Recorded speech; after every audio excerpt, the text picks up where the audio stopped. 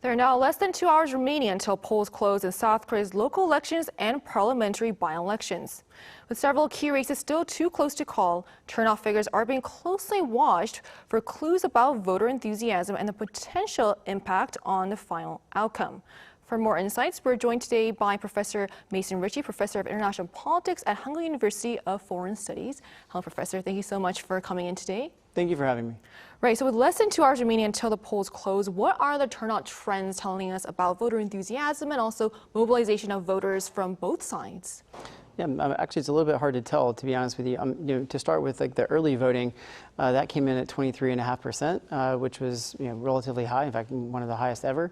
But I think most of the political scientists and the polling experts say that we're sort of in a period of transition and have been for a while, and so the degree to which the early voting tells us very much about what's going to happen in terms of the final voter turnout, and then downstream of that, how that's going to affect one party or another more in terms of mobilization, I think has become more difficult to evaluate. We are looking at right now roughly 52% as of 3 p.m. in terms of turnout, which is an increase, significant increase over the last time. But I don't think it necessarily tells us very much about which of the two parties has perhaps done a better job of mobilizing their voters. I was listening to the reporter talk about some of the regional turnout there, and it does look like, for instance, Jeolla province and Gangwon-do province, had relatively high turnout numbers, higher than some of the PPP strongholds. But I'm not really sure that means very much in terms of the way that things are going to turn out in terms of the final results, because the Jeolla province, just to give you the exact example, most of the time has a relatively high turnout of its supporters anyway, but because of the localization effect, it doesn't necessarily mean very much for the entirety of how the races are going to turn out. I think the other big question is, are we going to get close to the 60% turnout mark, which was the highest ever back in 2018? It looks like we're clearly going to be higher than we were in 2022 and 2024. All things being equal, I would say the higher turnout probably slightly favors the Democratic Party, but that's not entirely certain either. It's a very interesting race this year and a little bit hard to call in terms of these numbers, in part because this is a bit of a special situation, considering that this is after the presidential election last year, the first nationwide election after the martial law, and so both sides, I think, are perhaps somewhat in a different position than they are normally. Right. Another reason why there's so much attention on this is that this is a critical test for both President Lee Jae Myung and the ruling Democratic Party, who both obviously which currently holds the presidency and a parliamentary majority. So what is the baseline expectation for the ruling party to define this as a decisive victory, and how would you assess its campaign strategy for this election?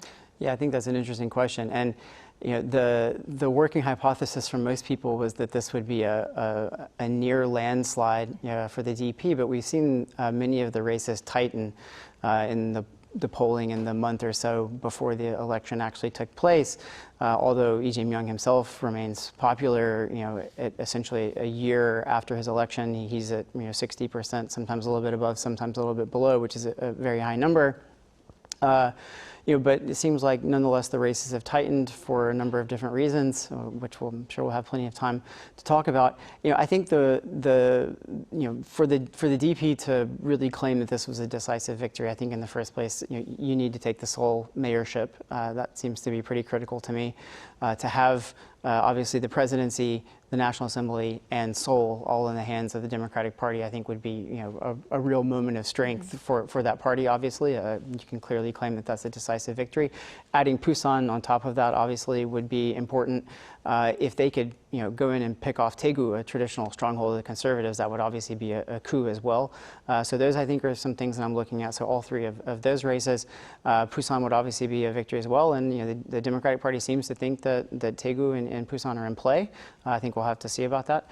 Beyond that, we've got 16 total provinces and mayors for whom the executive is up. I think 11 or 12 of those going to the Democratic Party, I think, would be fairly decisive. And Of the National Assembly races, there are 14 of them. The vast majority, I believe 13 of them, are held or sort of traditional or held most recently by Democratic Party candidates, and so obviously the Democratic Party needs to hang on to a huge majority of those as well.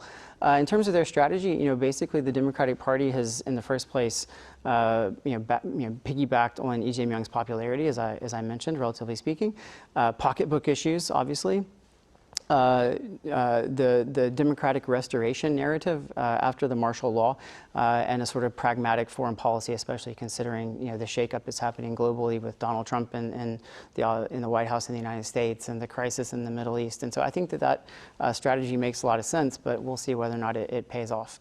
So as for the People Power Party, obviously as a Democratic Party has both the presidency and the parliamentary majority, they have been kind of pushing for a checks and balance message. So how much weight has that checks and balance message kind of held with voters during this campaign? And if the PPP fails to protect its own key battleground states, what does this mean for the future of the conservative movement here in Korea? Yeah, I heard you refer to as battleground states. That's the narrative that we have in the United States. So I'm familiar with that. This is obviously a huge question for the PPP. And I actually think that both substantively and politically, the PPP is right. You do need a counterbalance to a Democratic Party or any party, which gets too much power. We have an expression in English, it's an old one: power corrupts and absolute power corrupts absolutely. It's very important in democracies that you have at least one opposition party which is in good working order to provide a counterbalance to the other side. Substantively, that's correct, and I think also when you look at some of the things that the Lee administration has been doing, they are perhaps correct to call out that some of the funny games that the Lee administration has been playing with, prosecutorial reform and judicial reform more generally, and any other number of areas where it seems like the playing field has been tilted a little bit in a way that might not be healthy for the long-term democracy of Korea. I think that is a correct message, both substantively and it's also politically, I think, correct as well. The problem is, of course, for the PPP, is that they still have not adequately shown remorse, much less reform, after the martial law incident. The party is in disarray. There are people who are, obviously demotivated to vote for them, who are their supporters because they've looked at what's happened in terms of the infighting there, and especially the fact that a very large faction of Yoon supporters continue to be extremely influential and powerful within the party and are very recalcitrant about saying that they made a mistake and that Yoon made a mistake and that the martial law was a mistake and apologizing and moving on for it. And to the extent that they have done that, it's been too little too late, unfortunately. So unfortunately, the PPP is, I think, in a position that they need to be as an opposition. However, they're a very bad messenger for we're the counterweight to Lee's dictatorial impulses, because they haven't gotten over their support for Yoon's dictatorial impulses. And that's a real problem. And so I think that very well, if anything ends up hurting in this race, it's going to end up being that. So we've looked at the broader picture. So now moving on to the local elections, we'll start with the Seoul mayor election. So which aspects of the two candidates' campaign message do you think gained the most traction? And do you think they were effective in hitting the issues that Seoul residents actually care about? Yeah, so this is, very simply housing, housing, housing. Right. This is what everyone cares about in the Seoul area. Both candidates talked a lot about it. Both candidates have, when you look at the sort of bottom line numbers, a plan that looks relatively similar, which is to build roughly 300,000 housing units. The primary difference is whether or not that's going to be more of a government-led drive or whether or not it's going to have a large private sector component to it.